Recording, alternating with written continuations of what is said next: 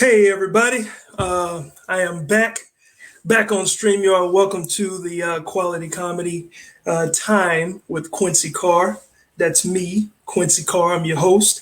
Give me 1 second. I gotta let my guests know that I am now on StreamYard and not on Facebook Live because I couldn't turn it on. So sorry for the tardiness, but just give me 1 second and we'll get this thing rolling. Let me let them know right quick. And gonna have an exciting show for y'all today. I'm super excited. Give me 1 second. Hey, Atrain, I couldn't get that link to even start on Facebook Live. I had it scheduled and it wouldn't start. So I'm just on StreamYard right now. So just go to the StreamYard link and I'll see you in the broadcast room. Okay, cool. All right. Thank you, man. Okay, folks. So here we are again. Last week, if you got a chance to tune into last week's show, it was a very good show. It was a very cool show. I had a buddy of mine from the Norwegian Cruise Lines. His name was Frank Townsend. He's been in the movie Barbershop. My goal with this entire project is just to create opportunities and a platform where you guys can hear some professional comedians talk shop. Like you can hear our experiences. And then, of course, as you can read in the description, I'll be giving away some cash. So y'all do me a favor and click share. If you're on this, click share on as many platforms as you have, because we definitely want to have as many people tune in. And it is a lot more fun when everybody tunes in. Okay. So let me turn this phone down here. All right, so I can be able to see y'all's comments and everything. And I have a special guest. He will be here shortly. Okay, so just getting all the formalities and everything set up. I sound like T.I. All the formalities expeditiously. Give me 1 second. Let me get all this information on there and show the comments. Okay, cool. So, and I do see that I can bring people on camera when I do the regular Facebook Live, but for some reason, Facebook Live wouldn't allow me to start it. So I had to go to my other platform, StreamYard. So I'd like to welcome everybody to the show. Of course, we got pretty cool guest that's going to be on the show today. His name is Atrain, Adrian Smith. So you guys are going to enjoy him. And I'm going to have him on here in a little bit. So thank y'all for joining on. As you can see this information, share this live, leave comments, questions, etc. To be answered later in the show. But as soon as he comes on, I will let you guys know. But let me knock out a couple of quick things real quick. Number one, okay, I just recapped last week's show. Two, just like the Quality Comedy series, the comedy show that I do every month, I do it at Dave & Buster's, and I'm currently looking to expand that show as well. But just like the Quality Comedy series, I can't help but to give stuff away. Like I like to give things away all the time. Okay, so because the stuff that I normally give away, y'all can't go and go to these places, so I'll just give away cash. How about that, right? So, but every show I do a trivia question, so you got to tune in from the beginning of the show, and you're only eligible for it during the live broadcast, not after it's already live. So, but I give away some money.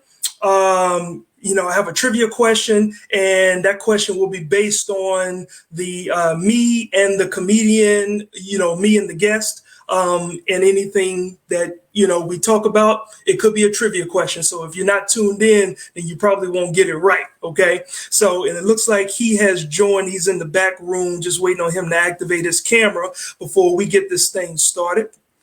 Now, the cool part about me giving away this cash is that, it's like I said, you are paying attention to the live and you can ask questions. You can ask us questions. You can chime in if we're talking about something and you just want to say something. That's cool. At the end of the show, we will answer those questions. And each week, I just take the blessings that I've been given and I just try to pass those blessings on to you, the viewers. So super excited about today's show.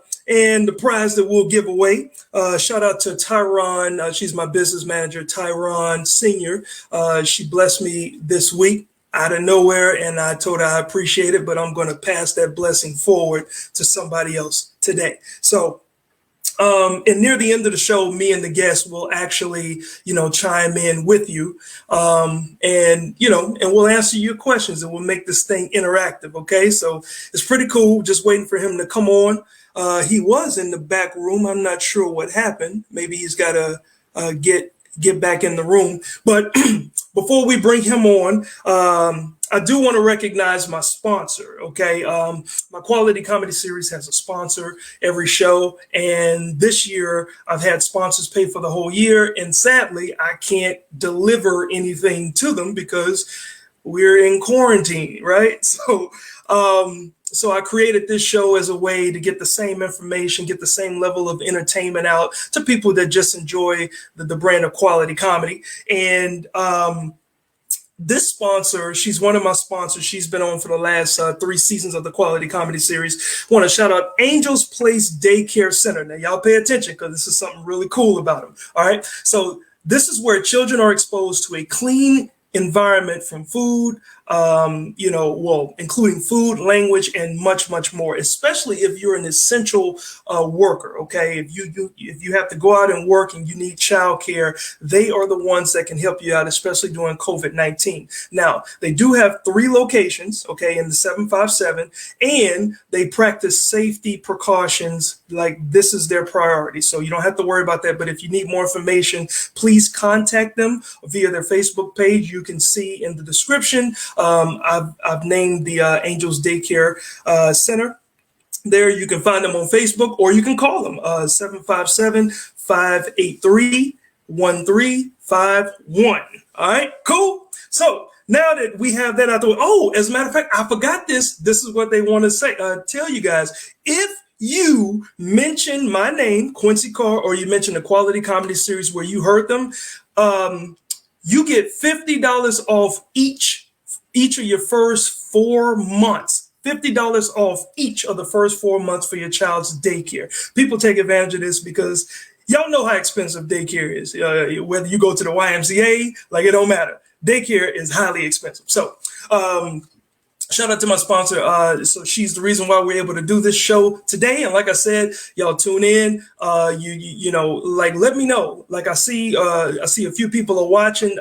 Throw in the comments where you're coming from, whether it's Texas, whether it's just in Virginia, whether it's Jacksonville, where our guest is from. Okay, cool. So I'm going to get ready to add him to the show. Now we're done with that. As you see, I got my logo right. Boom, done with that. All right. So tonight's guest has shared the stage with top comics in the biz, from one of the original kings of comedy, D.L. Hughley, all the way to America's Got Talent clean comedy star Preacher Lawson, okay, and many, many, many more. He has a long list of people he shared the stage with.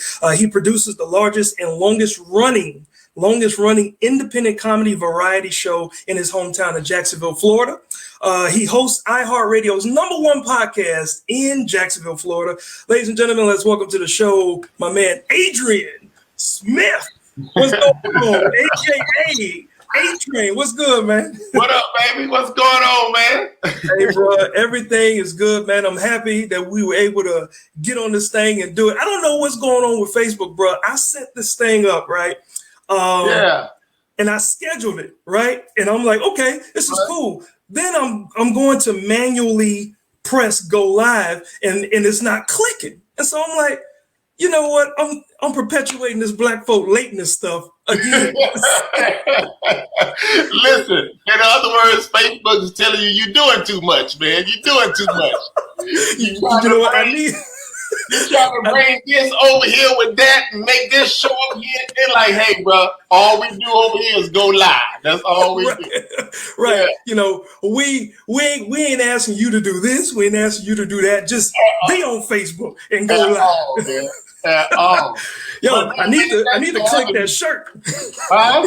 So I need that shirt. Do it again. Do it again and see what happens. Absolutely, man. Look, man, I am so happy to have you, man. I met you a couple years back. Man. I can't remember. I think it was somebody that suggested you come on the show that I do in Virginia Beach, the Quality Comedy Series, right? And they said, no. That's what it was. Ambrose Jones. Ambrose. Shout out to my dude Ambrose, man. Memphis, Tennessee. Yeah. Yes, sir. I had him on a few months or about a year before, and he said, yo, you need to get my man Atrain. He's down in Jacksonville, Florida, and he would tear this room up. And I'm like, bet. So never seen you before, never heard you, and you came and you shut that place. You joked the mess out of that stage, I tell you that. You turn that stage up. I felt like I was on an auction block, man, because it's so high and it was so small. And then you had the white people down at the feet of me. I thought I was being bidded on, man. I was like, what is this, man? What is this? And you are an extra dark brother too, so hey, looking at you like turn around. Right, turn around. Let me see all your teeth. Yeah. Oh my. He's a biggin'. But no, man, real talk, man. Your platform that you've established up there in VA, man, is just phenomenal. And I was just pleased to be a part of it, man. So thank you for having me, man. The crowd was dope. The comments you had on the show that night, everybody was dope, man. So it was all love, man. So I appreciate it, bro. Hey, absolutely, man. Now, look, real quick, like, how are you doing during this COVID-19 lockdown situation? Like, I got too much time on my hand, and like a child who needs to be on some medication, I'm getting into everything. The other night, I just woke up out of the blue, and I was like, well, because, I had my fro, with the little, you put the sponge on it, you know what I'm saying? Same way I do. Yeah, you get that little natural vibe. Well, I said, well, let me try to shape it up a little bit in the back. And I went to shape it up in the back, man, and my guard fell off. The guard fell off, and it nipped like it grabbed it. Like, you know when them clippers change sounds, something wrong. It be like, and then it said, I was like, uh-oh. So I had a patch in my head. So I done put a patch in my fro, bro. So now I'm going to take the guard off. I'm like, well, let me just try to shear it down a little bit so that the patch won't be as visible. But because the clippers I got, they need some inspiration. They just need a heart transplant. They ain't doing too well. So it put blotches in my head. So now I got to cut it all off. So now, because you asked me how am I doing on this quarantine, I got too much time on my hand. So now I'm going to get rid of that patch. To get rid of the patch, I'm going to just ball it out and do a low cut fade. Well, this is where we at with it. This ain't right. This ain't right. This ain't right at all. So at this point in my life, I am a male version of India Ari. I am not my hair. I just want people to know I am not my hair. Let me tell you. So here go my wife. So you know about this. You know how the wives always support you. They tell you when you're doing good. They tell you when you're great. They tell you when you need to work on some stuff. I walked in the living room from cutting my hair, and my wife just stared at me. She was like, she stared at you what? Like the people were looking at you. I said, no, babe, hear me out. I said, I had to fix it. She said, that ain't fixed. Then she pulled her phone up. She said, let me tell you what you look like. My wife pulled her phone up and said that I look like this. She ain't no good, man. She ain't no good. Yo! This ain't right. Bro, it is, on the scale of 1 to 10, Atrain, that's 11. She got you good, bro. Bro, now look, as a professional barber myself, I've had so many customers, man, they hit me up, Q. Look, man, is there anything that you could do? I said, no, bro, look, man, I'm trying to stay safe. You're going to have to do this on your own. So, ladies and gentlemen, if you're tuning in, this is what can happen. This is what can happen when you try to do it on your own. But you are so right, man. When that guard come off, slip off. And then you know what we do after that? We're like, okay, well, let me try to fix it. And then you create. Bro, it is done. It is done. There's nothing that you can do about it. So now I'm walking around here looking like a pedophile, looking like I touched kids or something, man. Look, don't wear that shirt. Don't wear that shirt out there. Do it again. Do it again. I look like I'm in a penitentiary. I look like a character that played in Shawshank Redemption, man. I'm telling you. Well, look, this is the perfect plug for my shirt. Look, I strive to be perfect, but end up being human. You just made a simple humanly mistake, my man. Look, my God. This is amazing that you mentioned your wife, because the interesting thing about your wife, like my wife and I, like we are very, close when it comes to the work that I do to a certain extent, right? But she's not an entrepreneur like I am, right? So she'll agree to help me. But your wife is like y'all like that, like she is a part of everything that you do. Has it, I can't really say that the COVID-19 quarantine has damaged. Well, no, I can say it has damaged a lot of marriages. But for y'all, I feel like there was no difference, right? Listen, bruh, I'm stuck. I ain't gonna be able to pull a Steve Harvey or Kevin Hart, because everybody gonna be like, no, Negro, she helped build that. Half of that's her.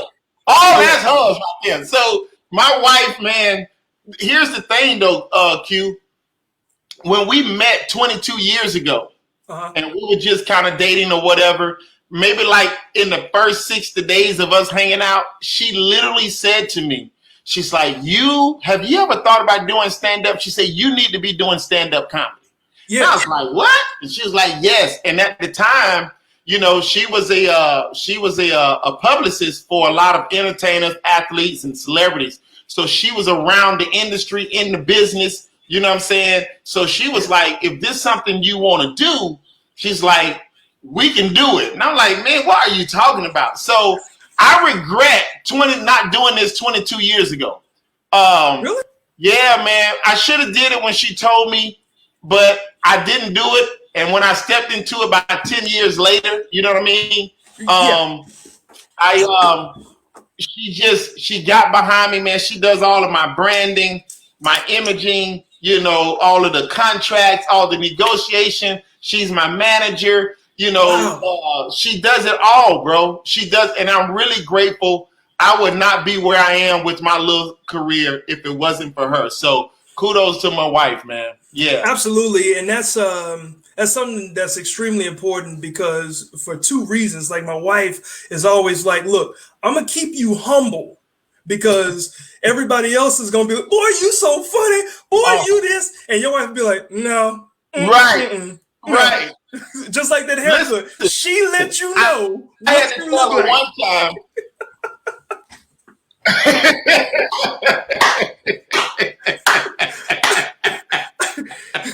She keeps it real, man. She keeps it real. I had to tell her one time. I was like, look, you're not going to be the deciding factor on whether or not if I had a good show or not. I can have people come out like, oh my God, good show, Train. Oh, can we get a picture? And I get through it all that, and I look at her, she be like, And it brings you right on down. She be like, really? She like, really? I'm like, what, babe? It was a good show. I'm like, babe, it was a good show. Now, come on. She was like, no. Yeah. So she's that piece, like you say, that keeps me humble. You know what I mean? I wish she was a groupie at some time, because people like me, Quincy. You know what I'm saying? Like, some people think I'm funny, Quincy, but my wife be like, so you just gonna step on the punchline like that? So you just not? So you gonna? This what we gonna settle on? Right. And it's like, but no, man, I appreciate it though. Yeah, like what I know you do, because we'll get into this a little bit, but like number one, for the ones that don't know, your nickname is also Atrain, right?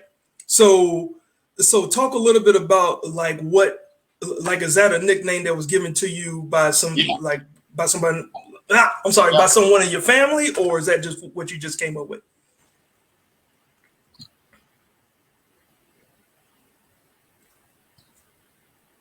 Hold up, I Are you think. there? Can you hear me? Yeah. I'm Buff? not sure if you froze up for a little bit. Is somebody else on No. your Wi-Fi, or are you Okay. directly plugged in?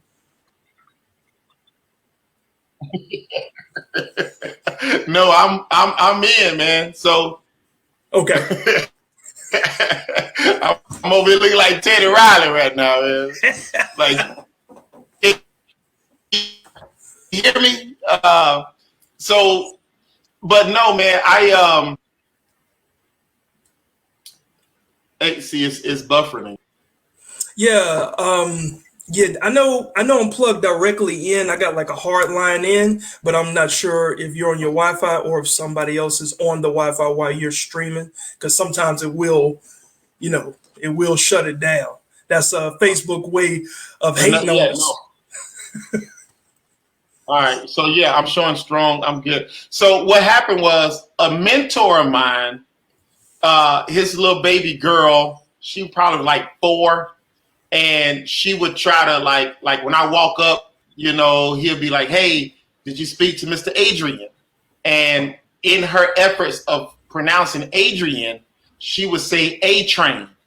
And it's Mm, like you can't correct the baby, you know what I'm saying? So to make her feel comfortable, make her feel okay, we never corrected her. So okay. we were like, okay, yeah, that's Mr. A Train. So among my circle, everybody was like referring to me as A Train to appease the baby. You know what I Yeah. mean? So, and it just kind of spread it, and it was just like an inside joke among my clique, and then it spread it out among other friends, and it's like, yeah, that's A Train. And then I also have a deeper issue too on why I kept that name Okay. for comedy. Uh, uh, because like I'm named after. Long story short, I'm named after someone uh, who doesn't claim me, and like for real, like yeah. So like I've never met my dad, and the guy Yeah. that I was named after. Come to find out, he wasn't my dad, and he wasn't trying to be a part of my life and all of that. So I refuse to make someone named popular who don't even want me. You know what I'm Oh saying? wow. That's So deep. my thing is, I refuse to put that name in lights. Okay. And so Okay. I stuck with A Train. So, and when I got ready to do comedy, got into a comedy competition that my wife signed me up for that I didn't want to be a part of. And Mm-hmm. the promoter was like, he said, "Well, what's his stage name?" And I was like, "I ain't got no stage name." So they were like, "Well, what they call you?" You know what I'm saying? So my wife told him how our friends refer to me as A Train, and he was Yeah. like, "Perfect. We're gonna keep that." Coming at him like a locomotive, A Train. I like the way that sound. So I was like, what? So and it was like at the last minute, it was like, all right, I'm going out here as A Train. I don't even know what this is about, but it fit my like my alter ego. You know what I'm saying? The high energy. Because I Yes. come from a corporate world, so this part of me was just like it was fitting for my personality, and that's why it took me so long to perform in suits, because I used to be in suits all the time with my normal life, Yeah. and to be on stage, it wasn't like it was a switch up. You know what I mean? Ah. And people Okay. didn't know, like, oh yeah, that's just yeah, that's him. You know what I mean? But it took me a minute to perform in suits because, like I say, that used to be my normal world. So, but I wanted to be engulfed with that A train mindset. You know what I mean? I got And you. now I don't have a problem with it. And it's all Hold on, it sounds like you buffering again too, bro. Yeah. You know what I mean? Yeah. So, because your screen is frozen right now, so I can't tell where you left off. Yeah, I can't tell where you left off last. But that's interesting because a lot of comics that I know I've been connected to, a lot of us do have dad issues. Yeah. You know what I mean? And a lot of us have, like I just lost my biological father. Sorry, you there? Huh? My condolences, man.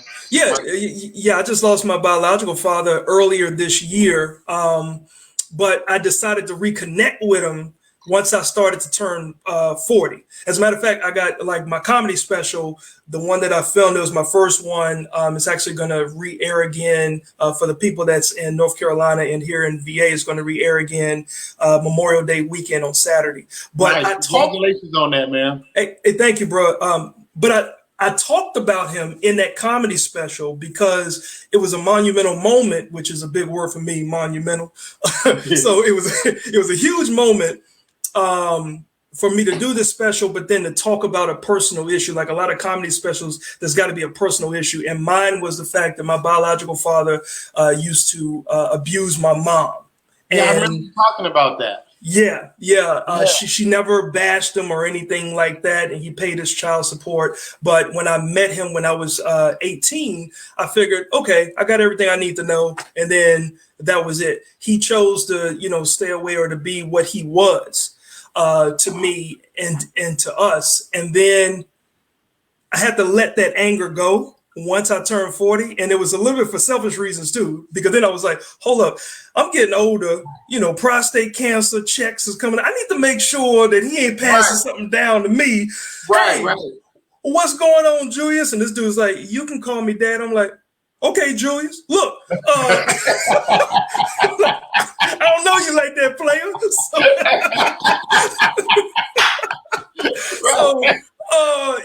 I just need to make sure that we had a connection. So that's pretty deep that you actually, that's the reason why you go with Atrain versus Adrian. Is that correct? Yeah, absolutely, man. Absolutely. And the crazy part about it is the way it played out.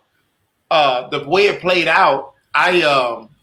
was 25 years old and I was out and about doing some stuff, ran into him. Mm-hmm. He was like, I said, hey there, Mr. Smith. He was like, hey there, young man. He's like, I wanted to share something with you. I don't know if your mom ever tell you or not.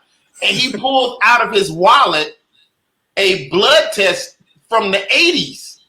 What? So I'm like, you walking around with this, like, you know what I'm saying? And he was never a part of my life. I knew who he was.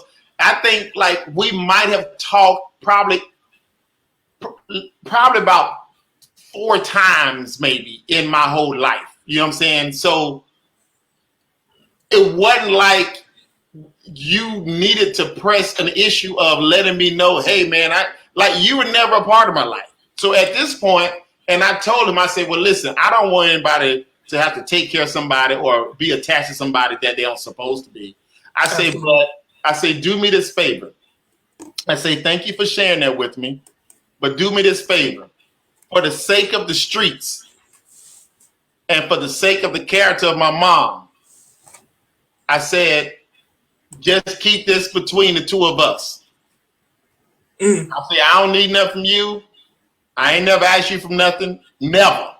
Right. You know what I'm saying? Like, you've never done anything for me. I said, it's cool. It's cordial. You know what I mean? Respect. So I just didn't want, and I figured if my mom, she knew. I remember that date that we took that little blood test too, as I share as I talk. Hey, bro, don't start crying on him, man. No, serious. But my thing was, I was just more so apt to maintain the image of my mom. You know what I'm saying? Like I didn't want to bring no hurt to her.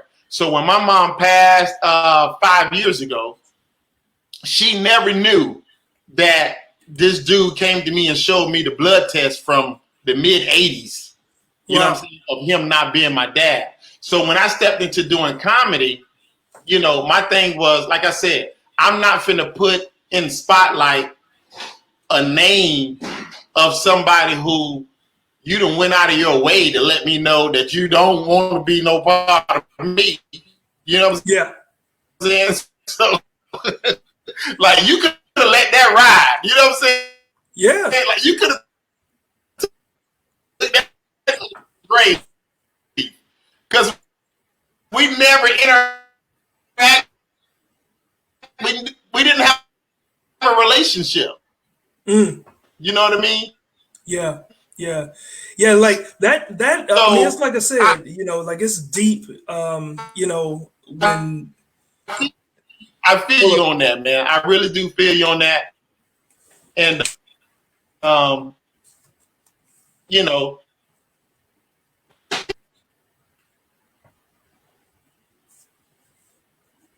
Hold up. We may have froze you up again, or you may be frozen up again. Do you got Verizon?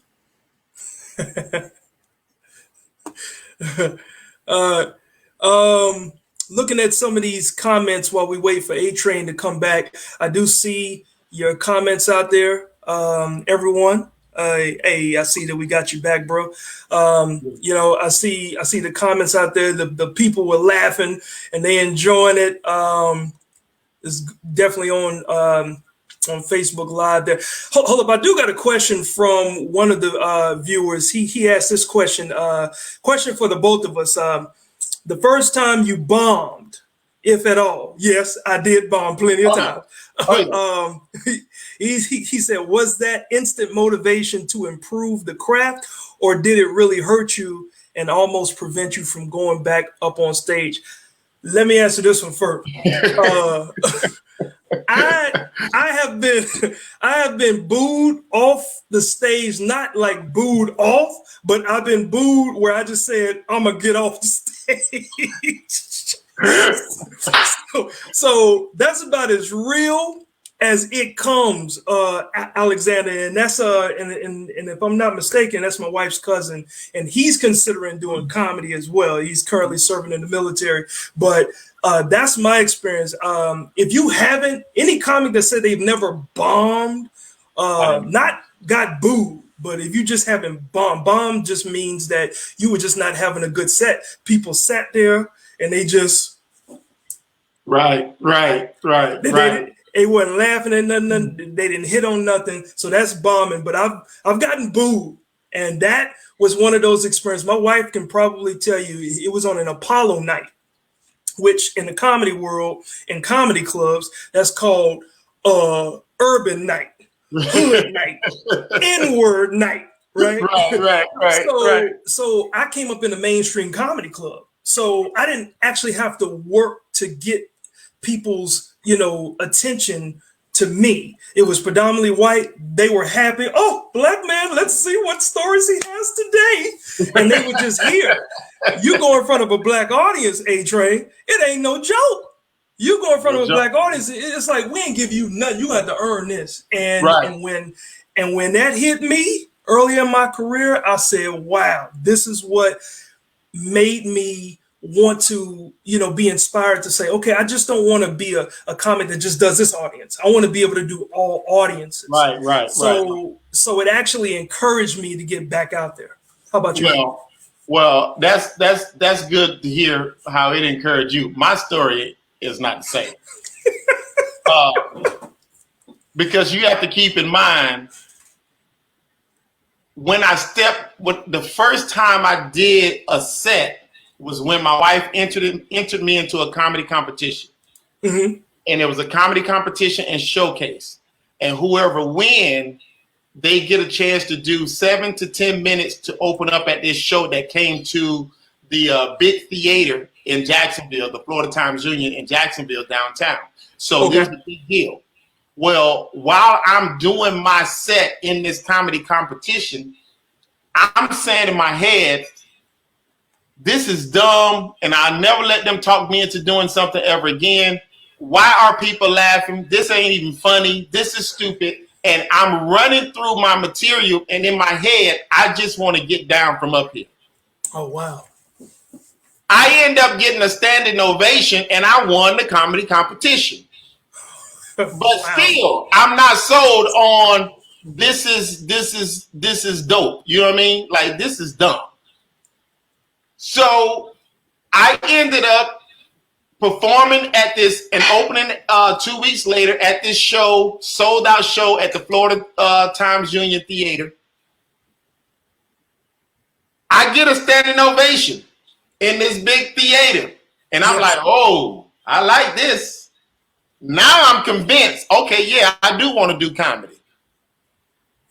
Within that year, I do this show with comedian Pierre. Yep, I know he is.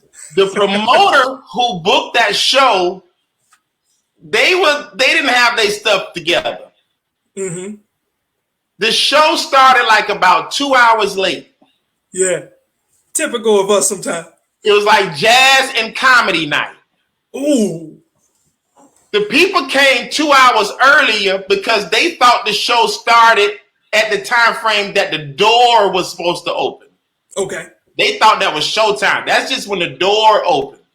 So when the show actually started, the band was late, and then they did their full set. So now by the time the comedy started after the jazz, these people they've been sitting there for at least 3 hours. Bro. So the host of the show, he walks out and they boo him. They don't want to hear nothing he got to say. I'm backstage. My wife texted me. She said, "Do you hear this out here?" I say, yes. They booed the host. They wasn't trying to hear nothing he had to say. Yeah.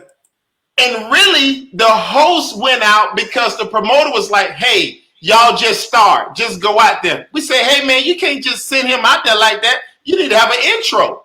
It's like, we ain't got time for that. Just go. So when the comedian went out to just host, they booed him, brother. They booed the host. So when it got to me, now, keep in mind, all this is new to me.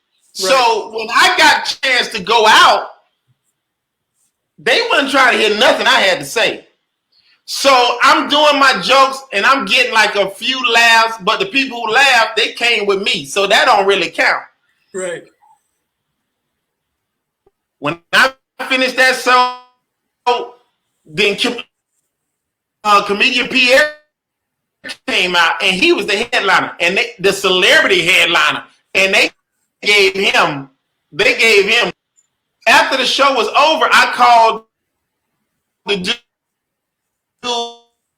that was my mentor at the time. I said, hey, man, I ain't doing this no more. I quit. Yeah. He said, what happened? I say, man, this was horrible. And he was like, well, tell me, what did you say? So I could see. I gave him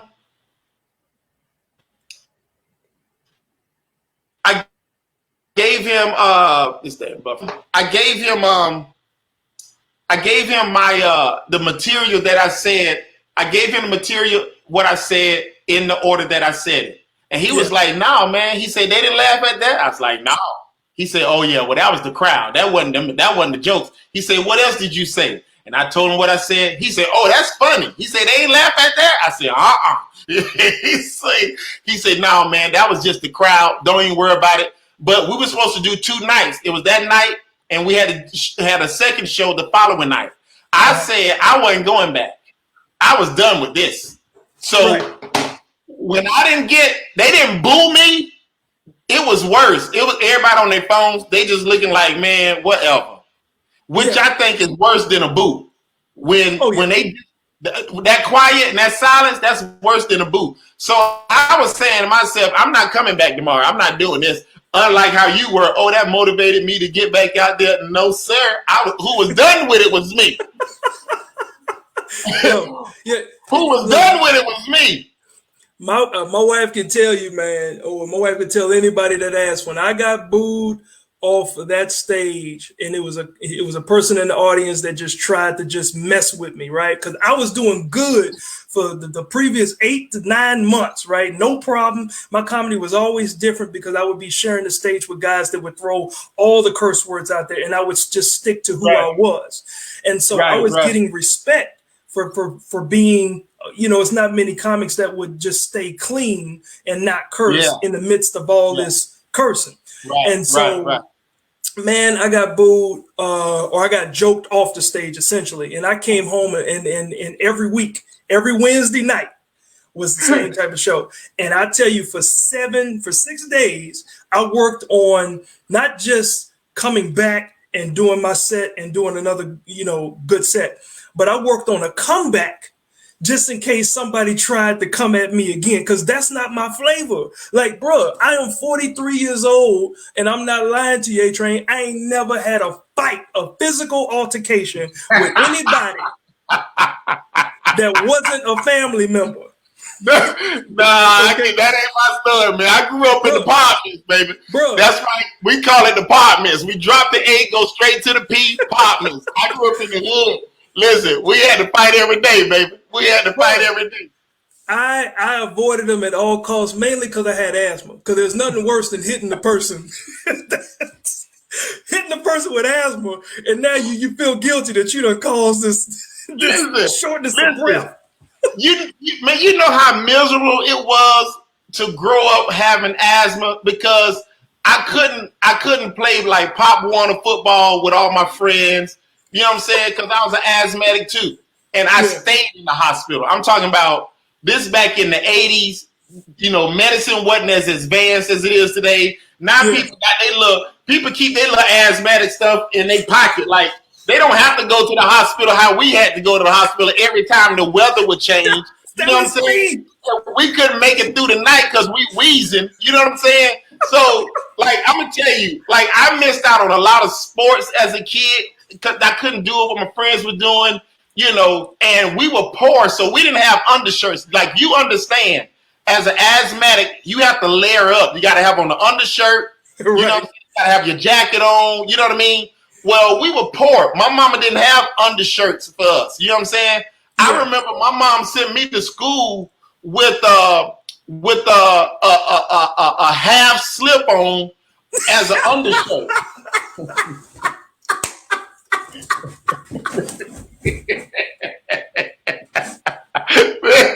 Hey, bro. Yo. I'm in the 3rd grade, man. I'm in the 3rd grade with my mama slip on under my shirt, and it's tied because it's wrapped around twice and it's tied in a knot, but it's hanging in my pants as well because it's long. You know what I mean? It's long on me. So I'm just sitting in class and I'm just rubbing my areolas because I'm feeling silky and smooth, man. I'm feeling sexy. Just too sexy. I'm feeling sexy, man. Man, look. You know what? Okay, look, hold up. I got one more question. This is from a lady. She actually is a part of our TV show, Living 757. Shout out to them. Her name is Ivy. She says, "How long does it take to plan and write a set?" I can tell you the way I've always done it. I was old school for a while, probably up until coming up on maybe 7 years now. But I would write everything down until iPhones, really became, or until the smartphone really became the device, the end all be all. I mean, you can talk, you can do your email, you can use it to cook, to flip eggs. I mean, you can use your smartphone for every single thing, right? And so, but a lot of my experiences just come from people watching. I people watch, I think about it, and then I'll put the premise in my phone. And when I put the premise in my phone, I may not write it all out and structure it all out, but I'll put it in my phone. And then when I'm before I'm about to perform, see, I always like to do new material. I don't know if this is you, Atrain. I still do. I love to do new, fresh material when it pops. Some comics like to work stuff out and, workshop nights and, an open mic. But I always figured the realest response you'll get is from the paying audience that know that their money was spent that night and they better hear some good stuff. For me, that's pressure. And that's what I use to give me the feel. And usually the first time I do something blindly, it works. And sometimes I don't repeat it. And sometimes I'm like, you know what? That's something that I can use, over here. So that's how I plan my set, and that's how I write. Yeah, and kudos on that, man. I'm impulsive as well. Mm-hmm. You know what I'm saying? And I was going to answer that person's question. It basically depends on what type of comic you are, and you answer that like you. I'm an observational comic as well, so I use a lot of observational comedy, and I write from the approach of my personal stories. You know what I'm saying? My personal experiences. So with that being said, it doesn't take a lot of time to write those things out. As long as you say, like, we got the premise. You know what I'm saying? We got the punchline, the bulk of that joke. So we reverse engineer that mug. You know what I mean? Like, you know what the outcome is, and then you write backwards, to kind of lead into what that punchline is supposed to be. So Chappelle had a great example of that on his not the one that he just did, right? The one a little bit before that. He said, I got the punchline and I'm gonna go backwards, right? And it was brilliant, right? Because it's really a mirror of how we view things as a comic. When a comic look at a situation, the first thing we spot is the funny, and then the work becomes, I got to explain to you why this is funny. So it's a normal, natural approach for most comedians. So, but I'm glad we're talking about this, about material. I made a joke in somebody's live on Instagram the other night. It was this comedian he was on, and I'm in the comments like, yeah, man, he was talking about the coronavirus and all this stuff. And I said, jokingly, I was like, man, they need to hurry up and open outside before I forget my set. I'm just joking. He takes the initiative to try to like educate or like boss me or something like, well, as long as we've been on quarantine, you should have a new set anyway. Really? As long as we're on that. So I'm like, first of all, I'm like, man, dude, first of all, I'm joking. You know what I mean? And then here come the people in the comments like, that's right. Like, and then he's like, nobody should be saying anything that they said pre-coronavirus. And I'm like, really? Like, and I know this comedian, he don't know me, but I'm looking at him like, first of all, you're speaking out of your little limited world of comedy. Ain't nobody talking about no little open mic night, creating a whole new set. Yeah, them little 5 to 7 minutes that you usually do, 15 most. Yeah, you should have a new set. But coming from our world, and Quincy, it aggravated me so much, man. Q, you know about this. Like, we work on comedy. We work on cruise ships. Yes. And the cruise ship that I was on, we had to do an hour on the way to the Bahamas. And on the way back from the Bahamas, you have to do a totally separate hour. Yes, sir. So really, I'm talking about, if you really want to look at my set and my material that I'm talking about, I'm looking at about 2, almost 3 hours worth of material. And you want to tell me that the quarantine, I should have a whole new set. No, you speaking out of your little world of comedy. We out here working for real. We doing real material. Bro, I tell these comics all the time, I say, because they'll be like, hey, man, how you get on the cruise ships, bro? Man, you got to hook me up with the cruise. And I'm like, no offense, but like, it's more than just the little 40 minutes that you travel with. Like, you have to have the ability to not only utilize your surroundings to grow appeal to the masses. Exactly. But you have to be able to interchange. Like, most comics can start a set and they know how they want to end the set. They can do whatever in the middle, but they don't know how to start a set a different way. Well, on the ships that I know I do, we're asked at a minimum as a headliner to do 3 different sets. That's 2 different 35 minutes and 1 18-minute. So as easy as that sounds, that's difficult. But for me, I said, why am I just sticking to 2 different 35s and 1 18? I got so much more material. And I said, yeah, I'm going to give them and usually I'll average 6 to 7 performances on a 7-day cruise, right? Mm-hmm. And yeah, I'll we're give performing them every night, 7 days a week.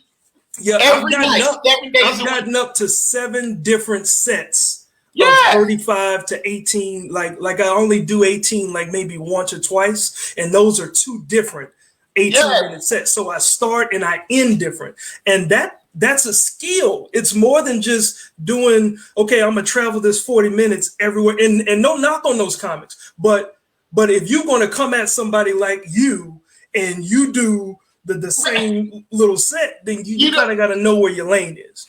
Exactly. And I'm looking at this dude, and he's popular on social media. Yeah. You know, he's popular on some comedy, entertaining platforms, but he ain't on this stage like how we on this stage. Absolutely. And you know, I'm really getting close, Q, I'm getting closer to being this laid back, don't say anything type comedian.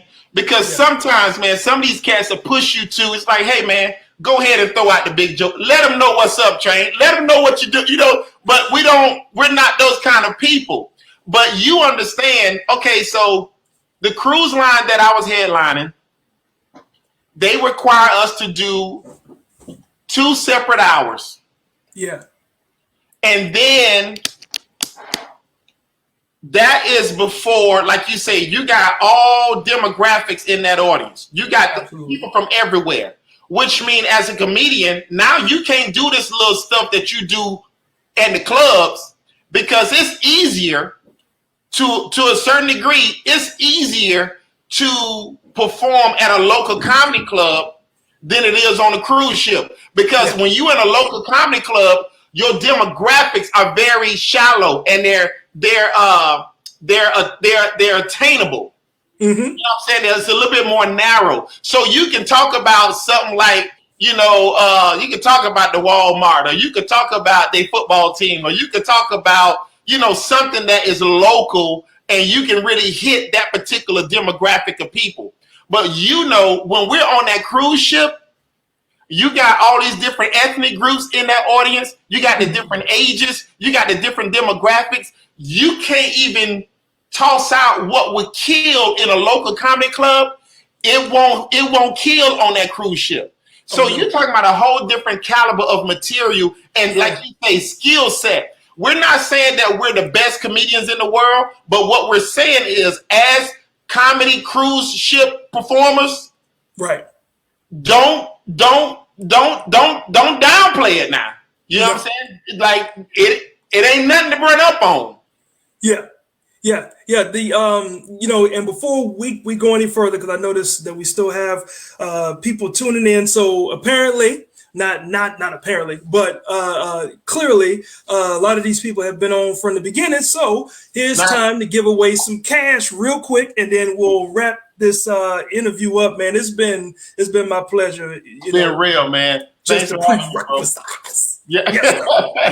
I'm just making up words. Prerequisites. That's what we do. All right. So for those that's been paying attention since the beginning, what experience did Atrain have that caused him not to use his birth name, right? It was your birth name, right? Yeah. Okay. So put your comments. The very first person that gets that answer correct, also put your Cash App or however you want to be, paid out, and I will Cash App you. I'll PayPal you, but it's $25. Go answer this question. We need them $50. You know what? I know her name. You know what? I'm gonna tell my wife to log off too. Try to get this money. Right. But yeah, $25, people. Just put your Cash App in the comments and answer the question. What experience was it that caused him to go with his birth name? Okay, you have to be real specific, because he talked about it earlier. So the first person that gets it, I will let you know once we get off this live. Once I go through all the answers, give everybody a chance to answer.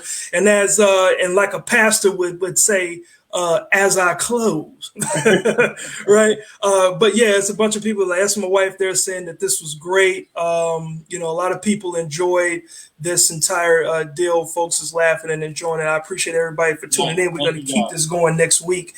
But a couple of quick questions for you, just some information that people don't know. You're the only comedian given a residency in the city of Jacksonville, where you're from. Okay. So that's like on the level of like Vegas, right? Where you're right. And that residency holds the largest and longest running independent comedy variety show in the city. That's Atrain Live, The Experience. Is that correct? Absolutely. Yeah. Man, tell these folks about that really quickly, man. So in case they're down in Jacksonville, once all this is over and we can go outside again. Yeah, man. Absolutely. I have a comedy series called Atrain Live, The Experience, where I bring in other comedians to come in and hit the stage with me. We do live music, things of that nature. We have some other components of the show that allows the comedy show to be more than comedy, but to be an experience. So, and right now we've been doing it now for 5 years, and my like I was doing it in my first year, and the city of Jacksonville approached us, and we inked a deal where they gave us a residency at one of the historic Black theaters here in the city that's been around since 1929. And when that happened, it was the first time that this theater ever had a comedy series take residence there at that theater.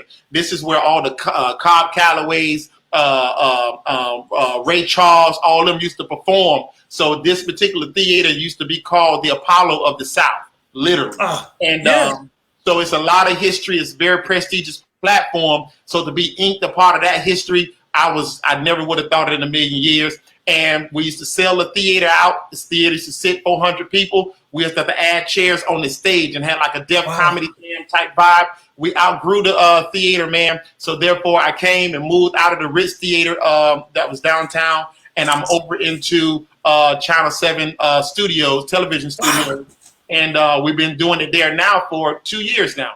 And yet and still, it's the largest comedy series here in the city, man, for the last 5 years. So, man, I would give you a long distance high five, bro. Thank you, man. I couldn't have done it if it wasn't for the people in the city, and we're just doing our thing, man. Very similar to what you're doing up there in VA, man. Giving people a platform to come out and experience clean, funny comedy. You know what I mean? So absolutely, and with comedy overall, like you have worked with so many giants in the game, from D.L. Hughley to, I got a whole list of them. I mean, you've worked with Dave Collier, Bill Bellamy, Dion Cole, Pete Lee. Who's the legendary Elaine Boozler?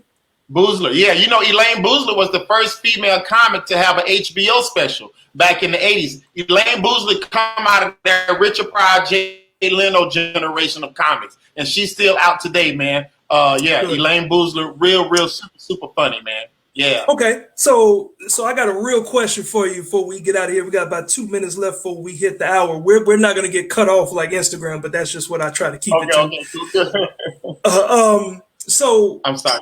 I couldn't. Where's the question I had? I had it right here. Okay, so you've worked with so many top comics in the biz. Do you feel like it has made you better? That's number one. And the other part is, at what point as a veteran comic do you get frustrated, if or not, that you're not that dude in the business? Because a lot of comics have that pressure, like I want to be famous, or I want to be this person, and they're frustrated because they've done so much for so long, but they're still maybe opening up for people. So it's a two-part question. Absolutely not, because I have this thing, man, where I'm very passionate about embracing my journey, and I'm so passionate about it where I don't allow other people or other things to rob me or pull me out of that space. J. Anthony Brown told me something one time. I was in New York, and I was performing at New York Comedy Club one 4th of July weekend, and I ran into J. Anthony Brown, and he told me, he said, "Hey, man," he said, "I want you to understand what you're doing now." He said, this is as good as it get. And I was like, what do you mean? He said, you can have more money. He said, you could become more of a household name. He said, but when you boil it down, you're doing what you set out to do. He said, you're out of town on a stage, sharing what you feel like is a gift before people you don't know. And he said, that's all it is. He said, this is it. He said, you're doing it. So when he said that, it just kind of aligned with something that I had already had as a principle, which is I don't allow even 5-year goals. You know how people say, what's your 5-year plan? I tell them, hey man, I'm doing it right now, because the way I view it, I don't want God to look back on. Let me tell you a case in point, real short story. I'm trying to make it short. Sure. I was working with DL one weekend at Charlie Goodnight's Comedy Club in Raleigh, North Carolina. I got up there. It was a barber that I was supposed to go to. Went there. He wasn't open. They told me that he was closed that day. So I ended up going to the mall and found the barber at the mall. And you know how you have the mohawk, right? Well, he messed my mohawk up and gave me a Mr. T mohawk, like straight ball around the side. My haircut looks better before I got in his chair. He messed up my head so bad. It was worse than this. So to the point where the owner of the shop came over to me and apologized for what this barber just did to my head. It was that bad. And I said, it's all good, man. I even tipped the dude, gave him a good tip, told him it's all cool. They said, man, you sure? I was like, yeah, bro, it's fine. I'm cool. Ain't no big deal. I said, it's just hair. It'll grow back. I went to the stage that night, worked with DL. We did 6 sold-out shows in Raleigh that night. I did a Facebook Live the next morning, and my homeboy back in Jacksonville saw my haircut over the Facebook Live. He calls me on the phone. He say, Negro, what is wrong with your head? I said, hey, man, it's all good. The barber went too deep. He messed me up. It's all good. I ain't worried about it. He said, no, boy, don't you see your head? I was like, man, listen, I don't care. He said, what you talking about? How you don't care? I say, man, do you not realize I'm working with one of the original kings of comedy this weekend at his request? He know all kind of comedians, but he wanted me to work this weekend. I said, I'm not going to allow something as simple as a haircut to move me out of the place of understanding where I am, what's happening, all 6 shows. I'm working with one of the original kings of comedy. You think I'm finna let a haircut pull me out of this moment? I say, I refuse to have God look back over what he did for me, because I'm just a little comic. Don't nobody know me. You know what I'm saying? I say, I refuse to have God look back over this weekend and say, here's what I did for Atrain, who wasn't even qualified to even be on this platform. Here's what I did for him for 6 shows. And look at what he did and talked about this weekend. He complained about a haircut. I say, I'm going to give every second of this weekend, I'm going to have God look back over and be like, listen, that boy was appreciative. He ain't let nothing pull him out of this moment. So I'm real passionate about, I don't let nobody rob me from what is happening right now. So I'm telling you, if my role is opening up on somebody's show, if I'm whatever they want me to play, that's what I'm gonna do, because I'm embracing my journey. Because I remember when all of this was just pillow talk between me and my wife. So I'm grateful no matter what part of the team I'm on. Bro, you said a mouthful, and this is my final question, because I mean, it's no need to follow up on. I mean, you just yelled at everybody who was listening to this. So. You just punished. You let everybody know. Hey, I could have did that show bald head. I didn't care. I'm on stage with DL this weekend. I'd rather have a messed up haircut on stage than at home with a nice little cut. But you're sitting on the couch, you ain't working. You know what I mean? Bro, and so that brings me to this very interesting question, because it was asked of me about a year or so ago, and I've been saving it. What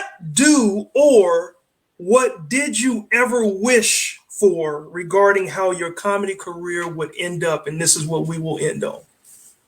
What did you wish for regarding your comedy career and how it would end up?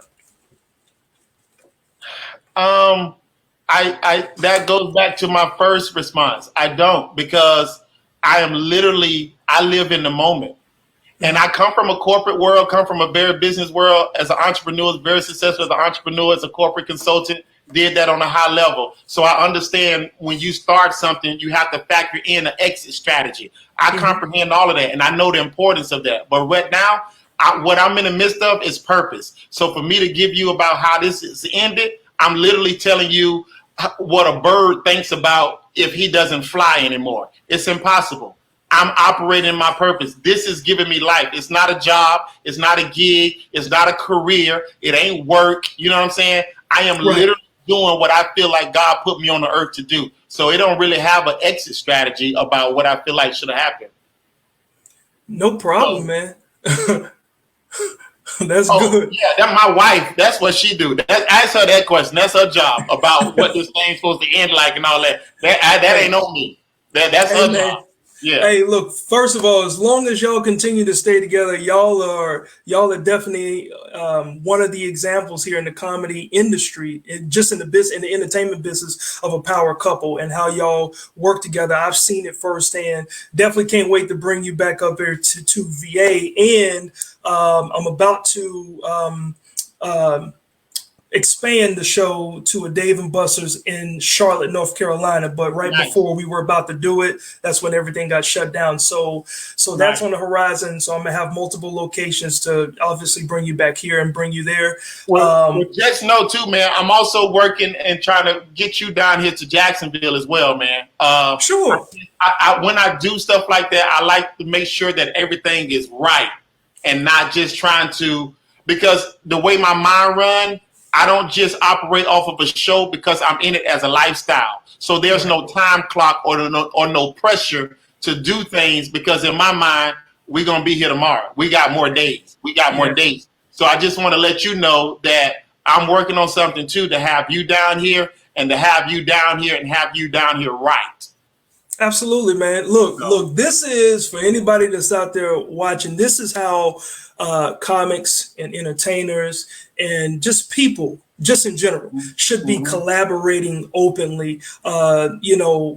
Relinquish the feeling of, hating what somebody's doing or just feeling a little jealous. I mean, I use it as motivation. I never get jealous. I use it as motivation. But I'm also not one of those comics that say, now I put you on my show, so you put me on. No. Yeah. I understand the business. Sometimes certain comics aren't meant for your room. So you can't just reciprocate every single thing, but just know that is so mature. Most comics don't have that, and I would try to explain that to people. It's like, you can't do it like that, man. You like, and you, for the sake of those who are watching, your style of comedy and you as a comedian, you're fit for my platform and our audience. They will love you, and the way that you killed at DC Comedy Fest. You killed it, bro. And I'm telling you, not as like, I'm telling you as a, like, hey man, like as a person in the audience, bro, you were hilarious and you did the doggone thing. So yes, I'm telling you, I got to get you down here, and I'm not talking about it from like an old homeboy hookup, like this my dude. No, I'm talking about from a legitimate approval of bona fide comic. This is where I'm coming from with it. I'm working on it to get you here, man. Much love, man. And, to all the viewers again, before we close this live off, the first person to answer the trivia question was based on what Atrain was talking about earlier in this live interview. What was the situation that caused him to no longer use his birth name and have the name and instead go with the name Atrain? What was that situation? You got to put it in the comments, because once I close this live off, you're not eligible for it. It's $25. I will send it directly to your Cash App. Use it to get gas, put some food, do whatever you need to do. I just want to do my part. And make sure I help you guys. So drop your Cash App in the comments, drop your PayPal, link, because if you get the answer right, I'll message you and I'll let you know that you got it right. Or well, I'll let everybody else know in the group so nobody think it's fake, that you got it right. So Atrain, once again, man, how can people follow you before we get up out of here? They can follow me on Instagram under Do It Again and See What Happens. All one word, Do It Again and See What Happens on Instagram. I'm on Facebook under Comedian Atrain. That's Comedian A-Train, just like you see it here on the name tag. And then I'm also on Twitter under Atrain Live. And my website for all my dates when Outside opens back up is www.comedianatrain.com. No doubt, man. Much love to you, man. I'm gonna put you backstage right quick while I close the show off and end the broadcast, and then I'll be able to end the call all the way. Okay. So thank you again, my man. In the backstage, is there cheese and crackers in the back room? Bruh, this is virtual. This is virtual. Hey, thanks for having me, Q, man. I really appreciate it, man. I really appreciate it. Thanks for having me on, man. Much love to you, brother. Congratulations on everything. No doubt, man. And blessings to you and your wife. Continue to stay safe. All right, folks. So there you have it. This was another great week of the show. I thoroughly enjoyed this conversation. Every time I talk with these comics, I have a relationship with these comics.